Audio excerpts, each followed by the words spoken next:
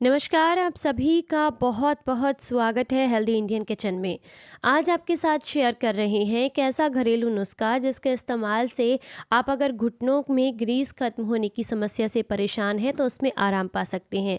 घुटनों में दर्द की दिक्कत है, सूजन की समस्या है तो उसके लिए आपको बेहद लाभ मिलेंगे। अगर आप बहुत लंबे समय से कमर के दर्द, साइटिका, नींद ना आना, तनाव की समस्या से परेशान है या फिर आपके सर में दर्द रहता है तो उसके लिए भी आज इस नुस्खे के साथ आपको आराम मिलेगा। अगर आज का ये वीडियो आपको अच्छा लगे तो इसे लाइक एंड कमेंट ज़रूर कीजिएगा और सभी के साथ इसे शेयर ज़रूर कीजिएगा ताकि सभी को इसका फ़ायदा मिले। तो चलिए आपको बताते हैं कि इस नुस्खे को आपने कैसे बनाना है। इस नुस्खे को बनाने के लिए आपको यहाँ पर ज़रूरत होगी, जो सबसे पहली चीज़ है वो है खसखस, जिसे पोसत दाना भी कहते हैं। बहुत आसानी से आपको किसी भी ग्रोसरी स्टोर पर मिल जाएगा और आयुर्वेदिक स्टोर पर तो बहुत आराम से मिल जाएगा। इसे इंग्लिश में पोपी सीड्स कहते हैं। अगर आप बहुत लंबे समय से तनाव से परेशान हैं या फिर आपके सर में दर्द की दिक्कत है या आपको नींद नहीं आती है तो उसके लिए पोसत दाना आपको काफ़ी ज़्यादा फ़ायदा करता है। ये कैल्शियम से भरपूर होता है, इसीलिए जोड़ों के दर्द, घुटनों के दर्द में भी आपको बेहद आराम देता है। अगर आप बहुत लंबे समय से मांसपेशियों के दर्द से परेशान हैं या शरीर में जगह जगह दर्द रहता है, थकान और कमज़ोरी महसूस होती है तो उसके लिए आपको खसखस का इस्तेमाल ज़रूर करना चाहिए। ये आपके दिमाग को रिलैक्स करने के साथ साथ आपको जोड़ों के दर्द में भी काफ़ी ज़्यादा आराम देता है। इसमें भरपूर मात्रा में ऐसे पोषक तत्व पाए जाते हैं जो हमारे शरीर को बेहद फ़ायदे देते हैं।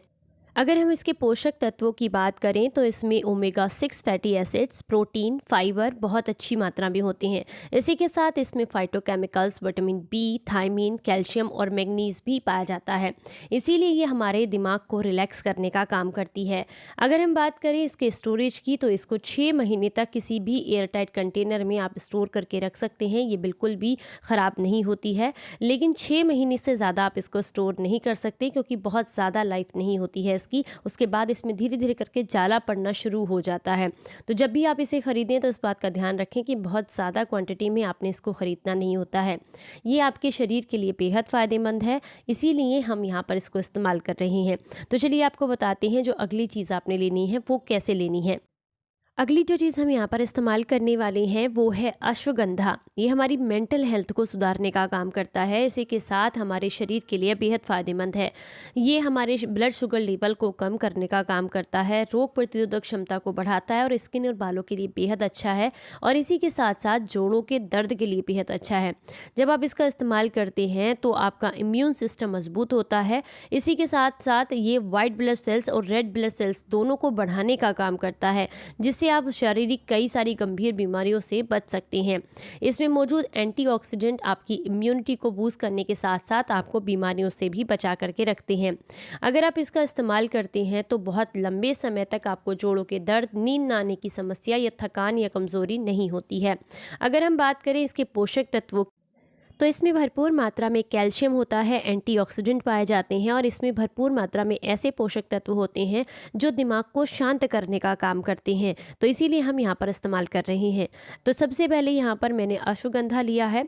अश्वगंधा के ये जो मैंने टुकड़े लिए हैं इन्हें जो है हम यहाँ पर खुद ही कूट कर तैयार करेंगे। आप चाहें तो मार्केट वाला भी इस्तेमाल कर सकते हैं, यानी कि पाउडर जो आता है मार्केट में वो भी यूज़ कर सकते हैं। बट अगर आप साबुत लेते हैं तो इससे आपको इसकी शुद्धता का पता चलता है और आपको इसके पूरे फ़ायदे मिलते हैं। तो यहाँ पर हमने जो ये अश्वगंधा लिया है इसे कूट छेद करके हम बारीक पाउडर बना लेंगे। तो ये देखिए यहाँ पर इसे मैंने अच्छे से जो है कूट छेद करके इसका पाउडर बना लिया है। अब हम इसे अच्छे से छान लेंगे ताकि बारीक पाउडर हम इसका अलग कर सके। तो इसके लिए यहाँ पर मैंने एक छलनी का इस्तेमाल किया है। इस तरीके से आप इसको छान लेंगे, चाहे तो किसी कपड़े में भी आप इसको छान सकते हैं। पाउडर बनाना बेहद ज़रूरी है क्योंकि अगर आप इसको इस तरीके से ही खाने की कोशिश करेंगे यानी कि बिना छाने तो फिर ये गले में फंस जाता है। इसके जो टुकड़े हैं वो बहुत हार्ड होते हैं। तो हमने पाउडर बना लिया है। इसका इस्तेमाल कैसे करना है चलिए आपको बताते हैं। यहाँ पर मैंने 1 गिलास गाय के दूध को गर्म होने के लिए रख दिया है और इसमें डाल दिया है आधा चम्मच यहाँ पर पोसत दाना, जिसे खसखस भी कहा जाता है। और इसी के अंदर अब हम यहाँ पर मिक्स कर देंगे ये अश्वगंधा का पाउडर जो हमने बना करके तैयार किया है। इसे आपने जो है लगभग आधा चम्मच के आसपास यहाँ पर इस्तेमाल करना है।